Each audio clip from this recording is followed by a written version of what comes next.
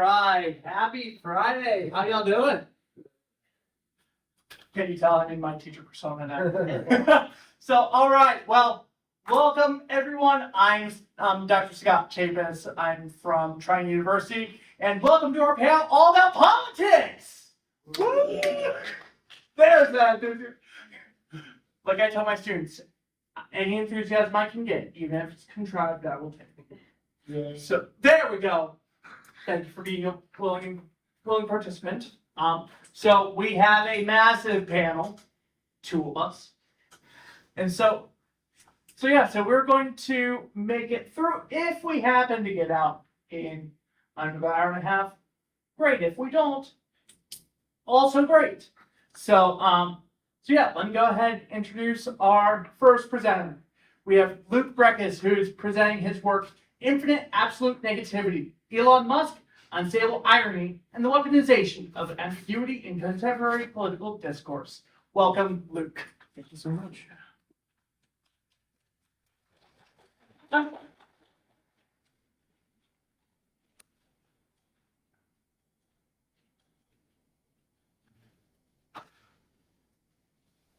Alrighty. Yep, like you said, my name is Luke Brekhus. I'm a communication studies graduate from the University of Nevada, Las Vegas. My paper is titled Infinite Absolute Negativity. And in this project, I examine how irony functions in political communication today, using Elon Musk as a case study. So to introduce the stakes in my paper, I want to take you guys back to a moment that you might remember.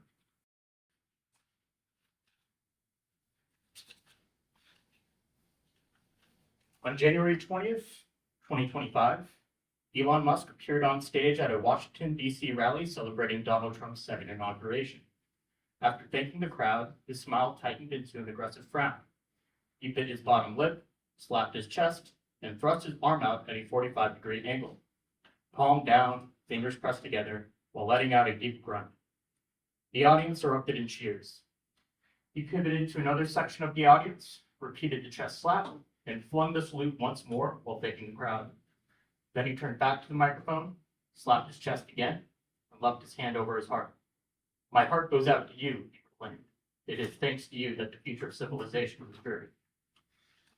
The clip ricocheted across social media, with dissenters accusing Musk of doing a dog-whistle Nazi salute, and supporters justifying his gesture as a Roman salute or a symptom of his self-disclosed autism. In response to the backlash, Musk tweeted a series of puns referencing high-ranking Nazi figures, including "don't say Hess" to Nazi accusations, and "some people will gobble anything down."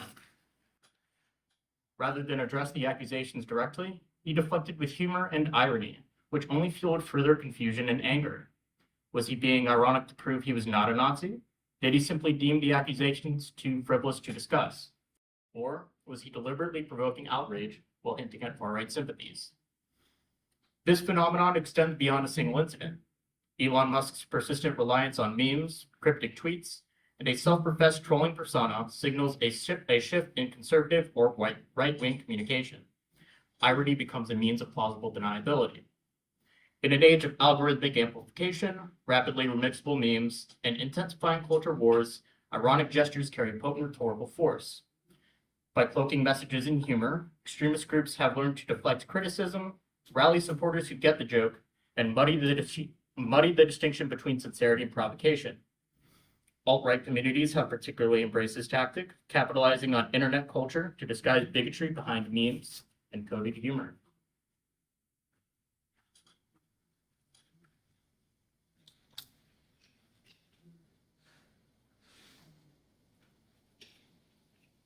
All right, to make sense of this phenomenon, I will first give a brief theoretical background on what irony is and the difference between stable and unstable irony. Second, I will turn back to Elon Musk as a case study, examining how his ironic branding and public gestures illustrate this dynamic. Third, I will examine how irony functions as a political tactic more broadly, especially in online spaces. And finally, I will introduce the concept of irony poisoning. I will talk about why young people are especially vulnerable to it and some possible ways to mitigate it. A common misconception about irony is that it is saying the opposite of what you mean, as in, nice weather we're having today when it is pouring rain outside. Problem is, you can never prove that I don't actually mean it. And there are plenty of ironies that go beyond a simple reversal. Wayne C. Booth makes the distinction between stable and unstable irony. In stable irony, there's little discrepancy about the implied intention of the speaker. The example that I use is The Daily Show. It takes the format of a news broadcast, but his exaggerated delivery, the juxtaposition between the seriousness of the clips that he's showing and his comedic tone towards them, as well as the breaking of character, the studio laughter, all guide you towards the interpretation that he is mocking news broadcast from a liberal perspective. Unstable irony, on the other hand, withholds these cues in a way that leaves the audience in uncertainty. The example that I use is Family Guy. It has all these cutaway gags that have nothing to do with the plot, and it is difficult to tell whether they are condemning the attitudes that they're mocking or just exploiting them for laughs. So the difference lies in whether or not you can reliably come away with a moral or even a coherent worldview. Now, I'm sure we're all familiar with the disaster that is the Department of Government Efficiency, but I would like to take a second to talk about the name. Its acronym is Doge, which is a reference to a cryptocurrency, which Elon Musk himself has promoted, which is a reference to a dog meme. And it's difficult to tell what dog memes have anything to do with eliminating waste, fraud, and abuse. But he leaned into the humor of it when at a White House meeting, he said, "It is funny that we've got Doge. Doesn't the absurdity of that seem? Are we in a simulation here, or what's going on?" But it was a meme coin at one point. How did we get here? It doesn't give you much confidence in how serious he's taking his role as the leader of the Department of Government Efficiency. If you were to hire somebody to do your taxes and they started talking about the absurdity of their role and how ridiculous it was that you hired them, you would probably go with somebody else. He leaned further into this ironic branding when he showed up at CPAC on February 20th, wielding his chainsaw for bureaucracy. The most ironic moment being that he said liberals wanted to make comedy illegal, knowing how the administration would censor comedians. But the question remains, what does living the meme have anything to do with cutting government spending? Well, this interpretive chaos does a couple things for him. It gives him a lot of attention. It's very good for social media clicks, does well in algorithms. It also gives him a sort of immunity by ambiguity. He can provoke audiences, and then when the backlash gets too hot, he can take a step back and say that he was just kidding. And the people criticizing him will seem humorless. So it's a little bit like gaslighting. You didn't think I really meant it, did you? You can't take a joke. On the other hand, supporters can cherry pick the serious elements as proof of Musk's substantive intentions. This is very concerning because this is the same sort of branding as the alt-right, which, as you may know, is a bit of a loosely defined group. They are typically white nationalist, typically authoritarian, and typically conspiratorial.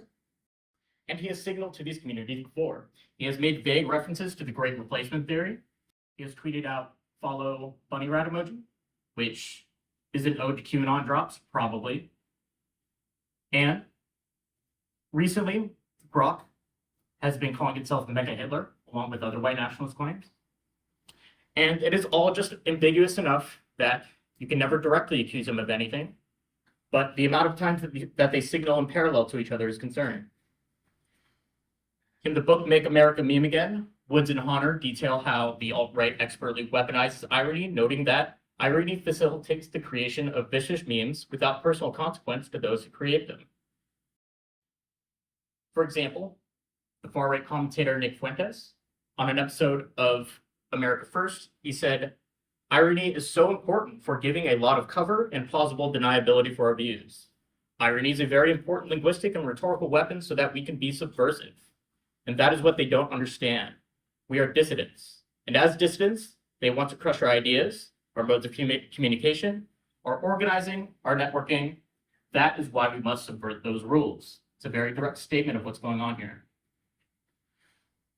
Booth notes that in many unstable ironies, the author is unreachable. That is because a lot of the times, the way that we interpret somebody as ironic is that we know something about them. If we don't know who we're hearing from, it's difficult to tell if somebody is acting incongruent to their character. But these days in online content, the creators are often anonymous or playing a character of some sort. So it's very difficult to know them. And memes are meant to be remixable. So we are interpreting interpretations of interpretations, and the original intent gets lost in the viral churn. That's how Pepe the Frog became a hate symbol. Online content is full of unstable irony.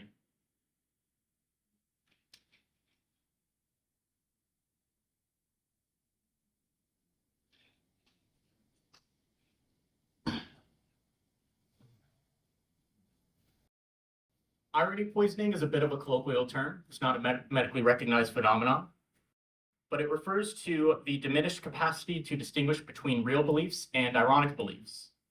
And there are plenty of psychological parallels and real-world examples that suggest that it might be real. You can take, for example, the illusory truth effect, which states that if you are familiar with something, you're more likely to believe it. So if you see or say the same things over and over again, humorous or not, ironic or not, it becomes easier and easier for you to accept as real. Kierkegaard described irony as infinite absolute negativity, as sort of a force that negates all meaning. And there is a place for meaninglessness in entertainment. I like to have a fun, goofy time. I've been known to enjoy a meme or two. But the stakes in governance are fundamentally higher. Messages from leaders must not only be clear, they should inspire public confidence, fostering trust in democratic institutions and shared civic values. Musk's brand of unstable irony dangerously disrupts this trust, creating rhetorical chaos instead of constructive dialogue. When citizens are forced to decode and second-guess the intentions of powerful public figures, civic discourse deteriorates into suspicion and cynicism. This is very important to pay attention to, because when you flood people with information, with some of it being true and some of it being false, that is a classic propaganda tactic called the fire hose of falsehood. And the point is to make people cynical and unsure how to proceed. Generation Z is especially vulnerable to this sort of messaging because I'm like a millennial. I consider myself Generation Z. So we've grown up with internet culture. Many people that I know just had like unsupervised access to the internet. Our parents didn't understand the dangerous world that we were headed into. Along with that, we've been desensitized to this postmodern, post-truth, post-ironic era that prioritizes engagement over accuracy, and the administration has definitely taken advantage of that. The White House is posting deportation ASMR. The FBI was going to release the Epstein files, but then there are no Epstein files. But then the Democrats made them up. Truth is a social media platform. The president is Truth. And it's been noted how we've been dealing with crises ever since our earliest awareness. COVID has stunted many of our developmental years. Fundamentally, we have been sold an American dream that doesn't exist. So irony becomes an accessible coping mechanism in a world that gives very little reason for straightforward optimism. I'm not the first person to notice this. There's a YouTuber named Greg pointed out a lot of these problems to me in the first place. And in a video titled How to Cure Irony Poisoning, he makes the claim that the cure to irony poisoning is community. In his words, when you engage with the community, you slowly start building up trust with multiple people that you interact with in real time. You will notice your guard come down. You will notice you start to trust these people. You start to open up to these people. You start to love these people. And if your irony poisoning isn't terminal yet, it will definitely decrease. It might go away entirely. And that doesn't mean you'll never be ironic again. It just means that you'll know how to use it. I like it a lot, and I found research to back it up. A large-scale global study in Science Advances found that individuals with strong connections to friends, family, and extended communities showed significantly lower rates of anxiety and depression. Being bonded with multiple groups had a compounding positive effect on well-being, suggesting that diverse community connections provided particular resilience against psychological distress.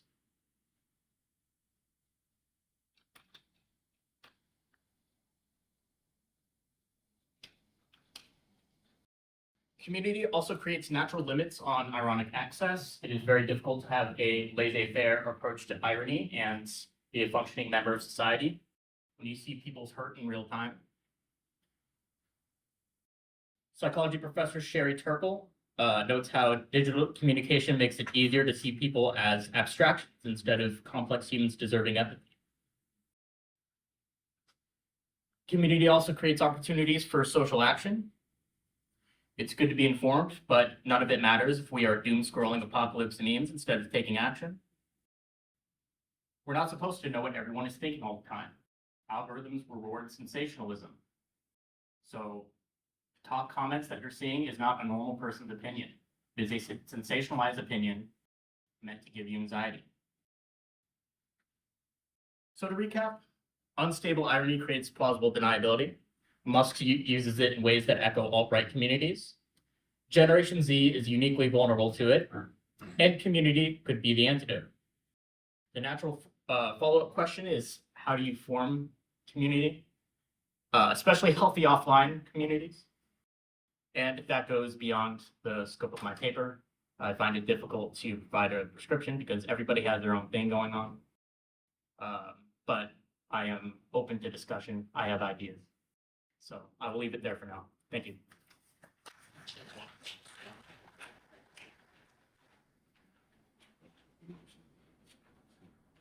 All right. Well, thank you very much.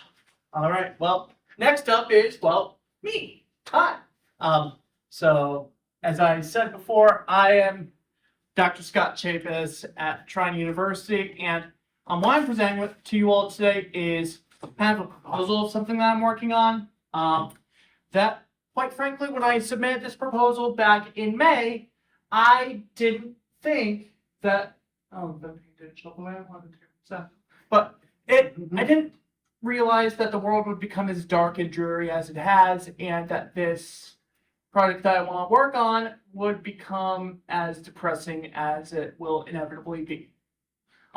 So that's where I titled this, Be Proud or Be Feared, a qualitative content analysis of, and I decided to shift over to just news media depictions of the LGBTQIA plus community during Trump's second term, because, well, over the past few months, we've also seen the weaponization of news media. We have seen many news outlets that have begun capitulating to different demands from Donald Trump, and as a result, it's worthwhile to see how are these depictions now taking place in these news media, especially when we see different owned stations that, again, capitulating to different demands, such as the Sinclair owned stations with regard to choosing to air Jimmy Kimmel or not, when Jimmy Kimmel was brought back on air. And so with this research, what I'm wanting to do, yes, we've seen, or there is different research out there that looks at how the LGBTQIA plus community has been depicted in news media, not just in the US, but worldwide.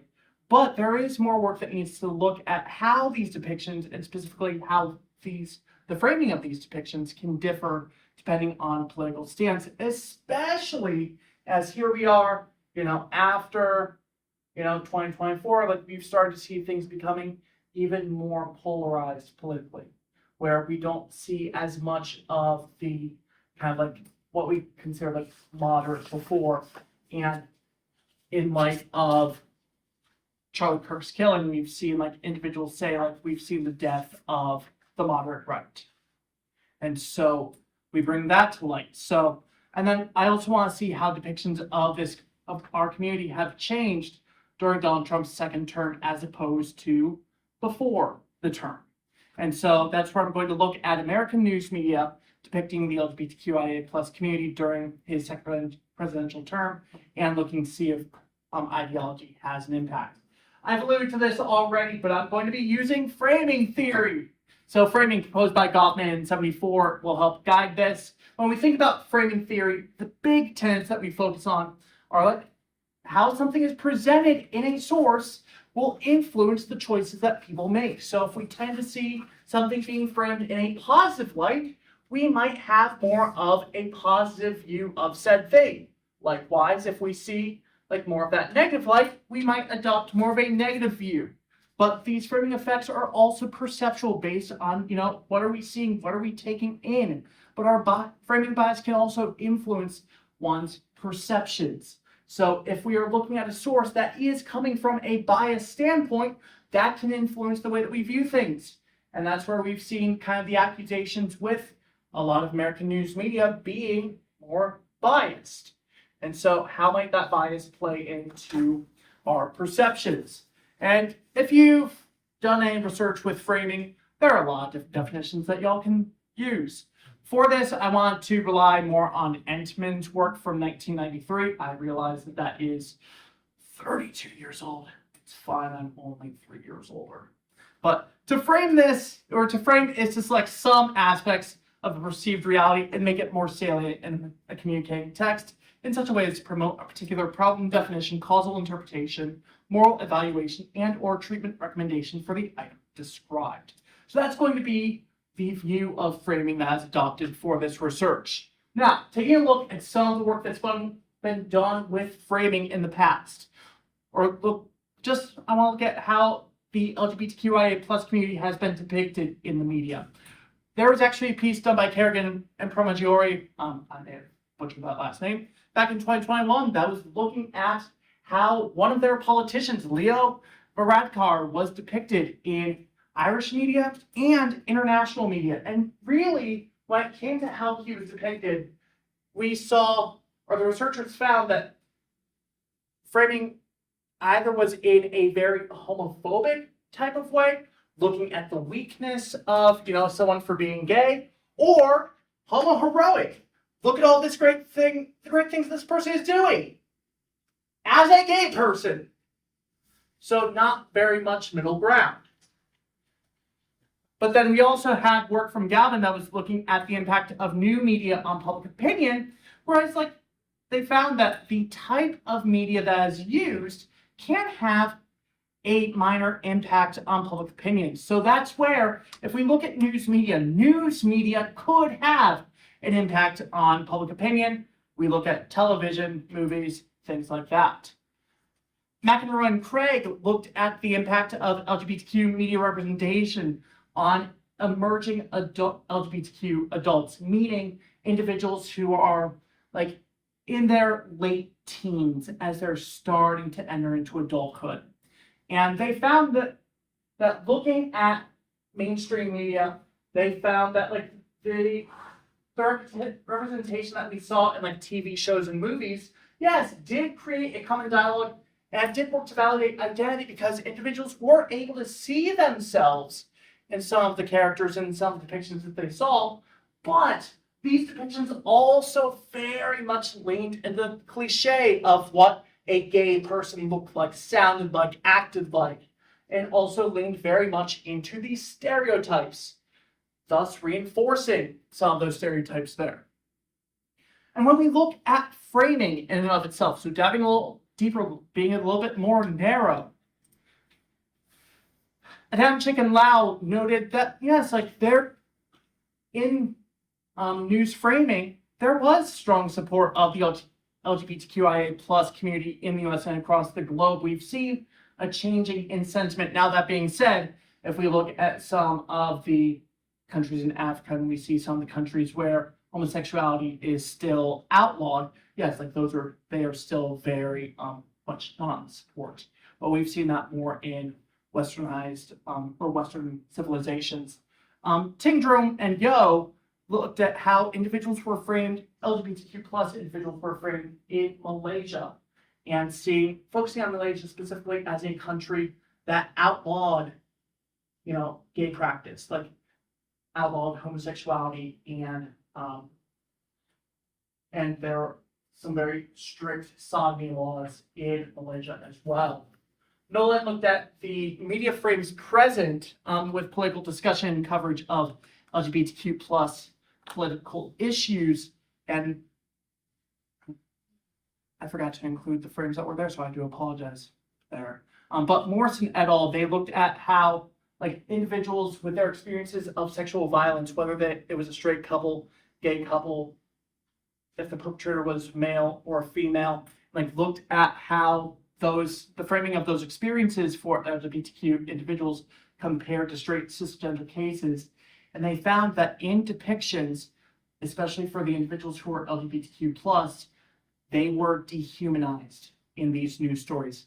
Their stories were sensationalized, giving more focus to the individual who was the perpetrator and really kind of like belittling and really just kind of like downplaying the experiences of those in the LGBTQ plus community. And so we see a bit of work that's been done, but I want to focus specifically on the US with like news media. And so I have 3 questions that I'm going to be asking in my work. So first, I want to look to see what themes are present within American news media focusing on the LGBTQIA plus community. I also want to see, are there any differences in how the LGBTQIA plus community is framed in the news media based on political ideology? So yes, I'm going to be looking at sources from the US political left and the US political right.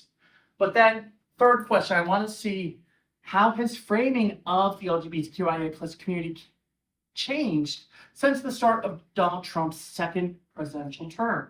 So I'm going to be looking a little bit longitudinally. And so for this, I'm going to be using qualitative content analysis, focusing on work from Altheiden, Schneider, and Schreier for their methods of developing a research protocol. And when it comes to data collection, my aim is to look from the start of January last year, so January 1st, 2024, up until September 30th, 2025, that's where we are right now. Those sources are to be determined. I'm not quite sure which sources I want to look at with this yet. So if y'all have any suggestions, I'm open to them. But yeah, so that is kind of the direction that I'm wanting to go with this research, because unfortunately, we're seeing the demonization of the LGBTQIA plus community, specifically the transgender community, in this day and age. And as a result, we need to kind of give a voice and like kind of pay attention to what's going on. So that's why I'm taking on this depressing research. So that's what I have for you all, and I look forward to any questions or discussions that you may. So, and at this point, since we had a grand total of 2 presenters, I would like to go ahead and open the floor for any questions or discussion or whatever there may be. Oh, I had a question for you. Go ahead. Okay.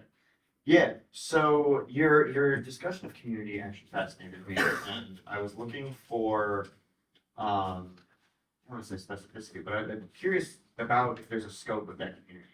And I think about how Arlia Smacho went out to Donald Trump rallies and kept talking about the sense of community.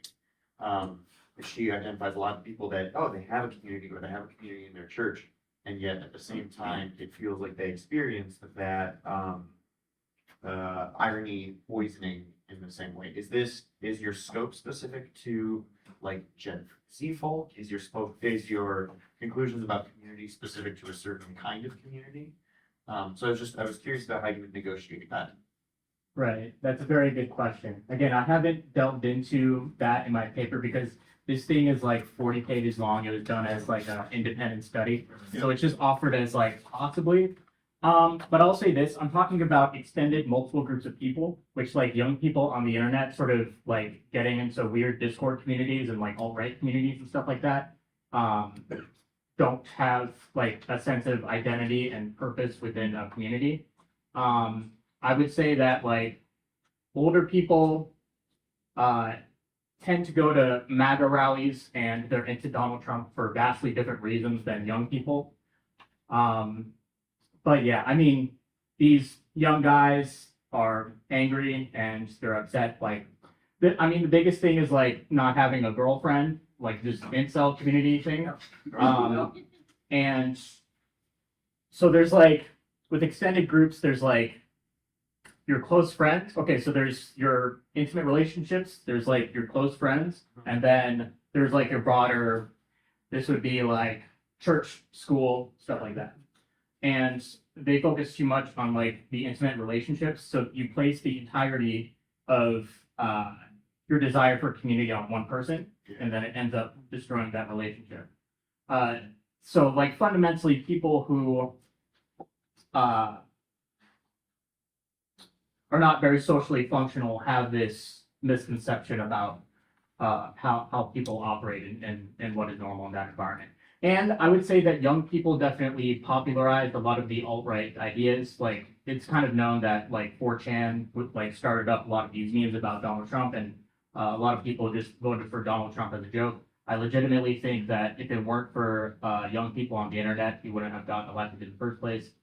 So, yeah, that's sort of where I stand with that. Hope I answered your question. I think as I was thinking about the distinction you made between the stable and unstable, I was thinking about the way that's like satire stabilizes irony and gives it kind of purpose and function, right? And I've tried to focus a lot on with my students. I feel like all I teach them is satire and like dystopian.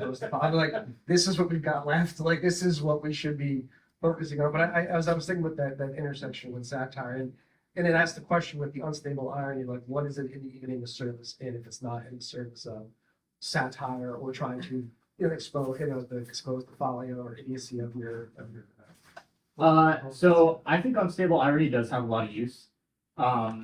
It serves as sort of like a Rorschach test of people's biases. I'm not sure if you guys have heard of Andy Kaufman. Yeah. Okay, so he's about as unstable as it gets. He's a social disruptor. It, like kind of leaves you confused.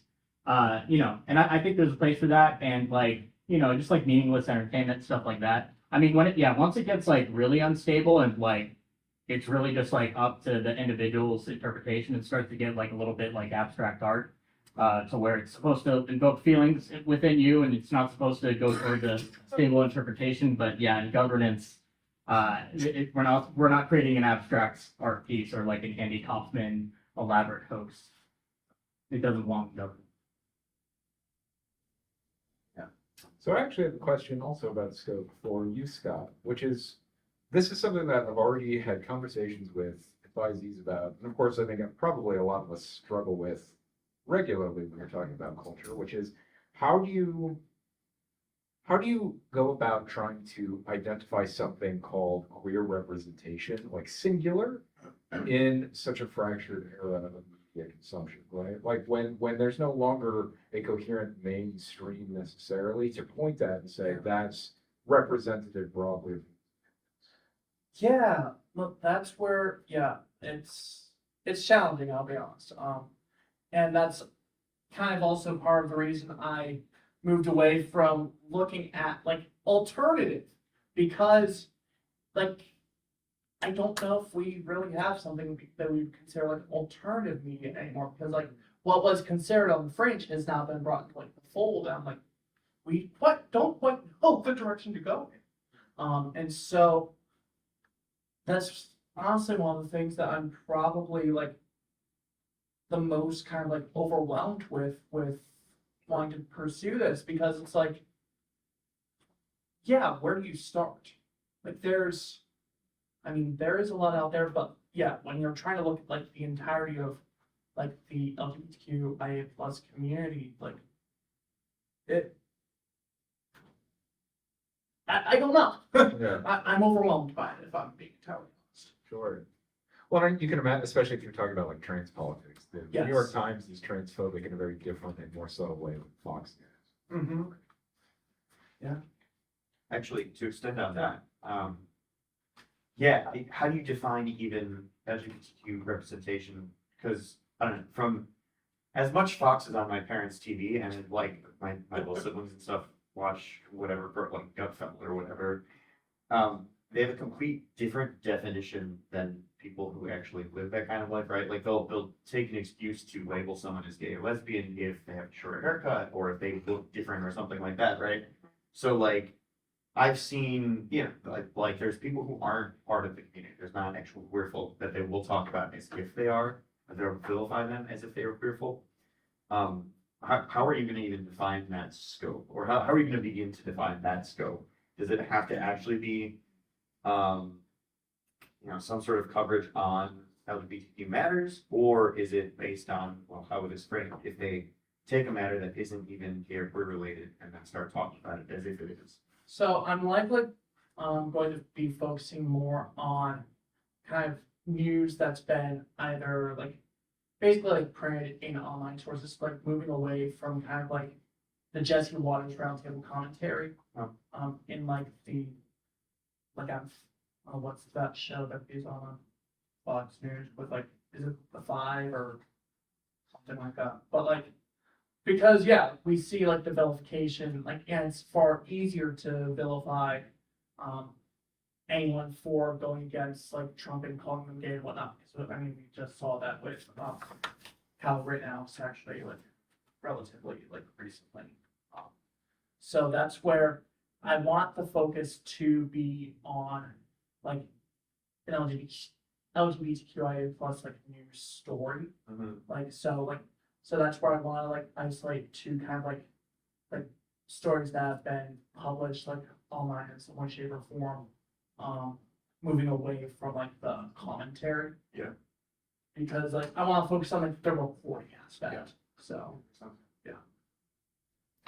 You mentioned homophobic versus homoheroic. I was wondering if you take issue with the homoheroic depiction. you know, like it's I was just even talking with my media law students about this a couple weeks ago. The fact that someone with their sexuality like was outed in a story in like the I want to say in 70s or 80s on account of the fact like it was a heroism thing, but also the fact that they were gay. It was meant to show like a gay person in like a more positive light, being like, oh look, you're not a win. Like they can be heroic, like, and it's like in a way, like I'll be honest, it's like just because I like men doesn't mean that I can't be heroic and like want to like save people, rescue people, whatever. Like just because someone is gay does not disqualify them from being able to do the same thing as a straight person. So So yeah, there's like a difference between when it's condescending versus celebrating their identity. yeah, I mean like, but at the same time, like it shouldn't just be like, oh, like look at this person, like this gay person was able to do this great thing. It's like that shouldn't necessarily, like, in my opinion. So yeah. I have a question for both of you. This is simply phrased, but not necessarily a simple question. And it's just the pedagogical implications of what you're talking about. So like, obviously a lot of our students are Gen Z, and so like I remember a few years ago when I found out that they didn't know what irony, my students didn't know what irony was and how difficult that hill was to climb. So just to kind of talk about the pedagogical implications. Yeah, I mean, I think that these days irony is a form of media literacy. It's difficult to tell whether the news that you're reading is from The Onion or if it's real, and or if it's just a joke or not. And I mean, like, there's so much content out there. We're just like sliding past it. We're not like analyzing it for the subtle ideas, extremist ideas that are floating under the surface.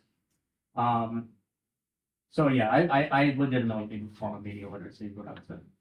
And I would actually kind of agree because, when we think about like news media framing, like being aware of the news media that you're consuming and, not just blindly taking in something because like that's what you grew up with or like that's what everyone else around you is watching or like viewing, whatever. Like media literacy is a major part of it, which I mean, that's actually part of the reason why I'm teaching a media literacy class in the spring.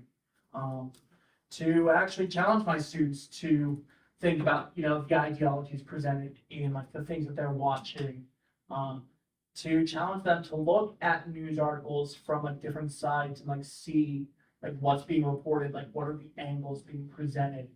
Because yeah, when we think about, the day and age that we live in, like it's so easy for people just to like see something on social media and gravitate towards that because like or like see something on TikTok and it's like, okay, yeah, like that's what I believe, like this, what was presented to me without engaging like that.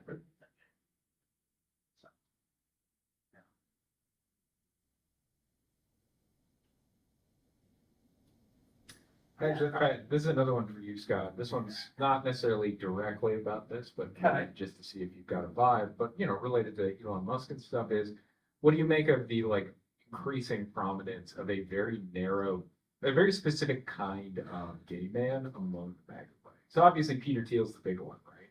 Where as long as you're still white and essentially ethno-nationalist, it's okay if you're Like, I mean, I'll be honest, I see these individuals and it's I mean, I don't know if I would call it betrayal, but it's just, I mean, maybe there's a part of me that's are you saying these things part of this community? Is it I'm very confused by it. Yeah, me too. That's what I'm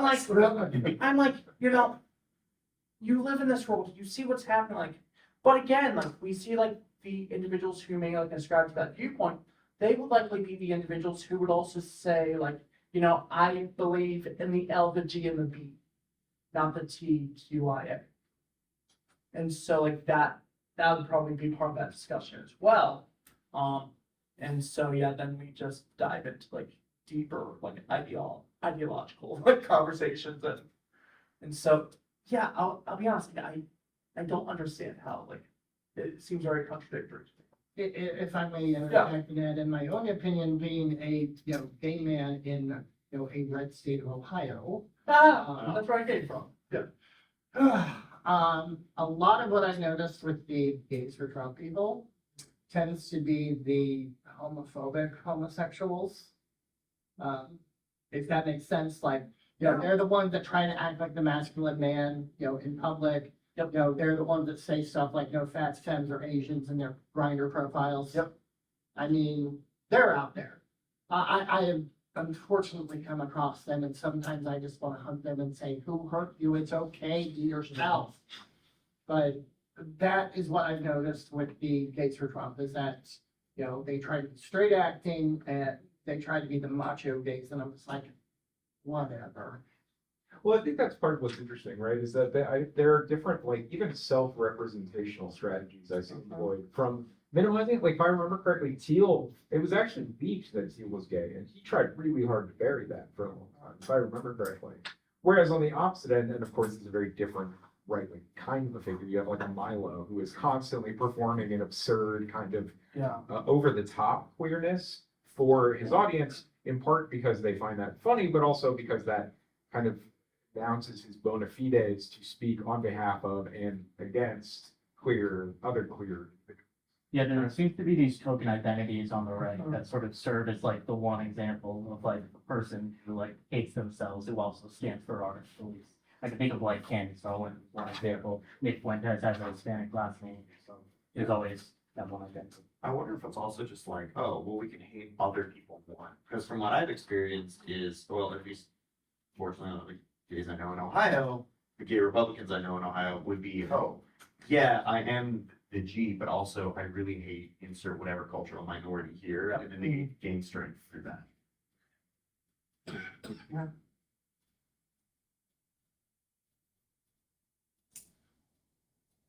That was a depressing. This was a heavy discussion. What's our It needs something lighter and Yeah. fluffier.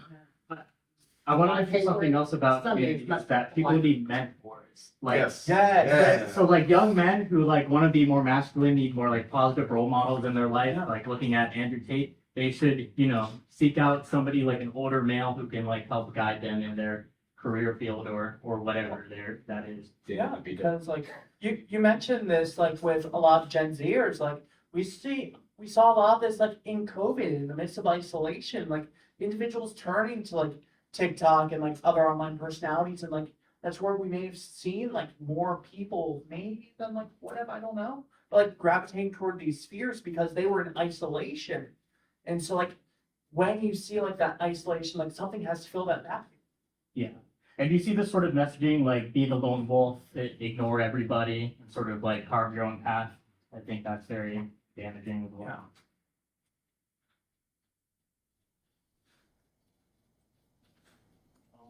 Yeah. that was slightly more hopeful. Yeah. So, okay. My paper is so damn depressing. I threw the community. I don't have the thought fully worked out. But, yeah. All right. Well, thank you for attending our panel on depression. Um, Don't be depressed. Oh. No, wait, don't be happy. maybe it's all up. Yeah. Start off, let's go on. Hopefully, this was the worst part of your day. It's not published, but it's Your worst done. day. I am submitting it to grad schools and someone trying to get. Panel chairs, you win. Yeah. Because I'm working on. Won't be depressing. I mean, What do you, He's the unicorn. Yes. They were being more panels. Sunday, room 343 at 9 a.m. Oh, man, you're making me Yeah. wanna wake up. If you want, you could, give me the workload in my. Okay. Let's see. My phone's already sort of solid.